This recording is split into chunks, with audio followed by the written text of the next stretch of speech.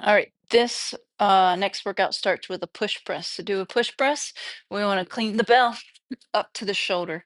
From here, it's going to be a slight dip of the knees. The dip into the drive is going to assist the push press, right? So we're using our legs to help get the bell up overhead. Bell's in the rack position, nice straight wrist, dip.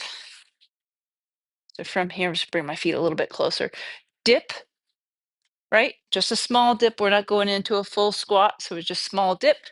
Drive out of that dip with power to get the bell off of your chest and go into the overhead press. Overhead press position. My glutes are engaged. I don't have a lot of curve in my low back because I'm keeping my abdominal muscles pulled in and I'm getting some extension through that thoracic spine. The biceps should be about in line with your ear as long as you have the mobility. If you don't have the mobility, let's work to let that bell float back as much as possible. From there, we drop the bell back down into the rack position, dip, and drive again, right? Bring the bell back down, dip, and we drive again, right? Belly button's pulled in, glutes are engaged, the bicep in line with the ear. From the push press, we go to a single hand swing. All the mechanics of the swing apply.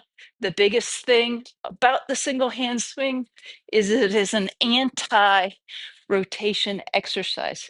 So instead of having two hands fixed on the bell, you're going to have a single hand on the bell, which is going to allow two things to happen. One, the gravitational pull of the bell is going to pull you into this rotation, especially in that downswing. So you have to try to keep your shoulders as square as possible. The second thing that's going to happen is the pull of the bell is going to allow the shoulder to get into this protracted position. So you have to work to keep your shoulder pulled back and use the muscles that keep the shoulder retracted in a position while you're going through this range of motion. So it's not just the hips that are doing the work. The stabilizers of the trunk and the stabilizers of the posterior shoulder are going to work. So show you again, right here, my shoulders in a short position.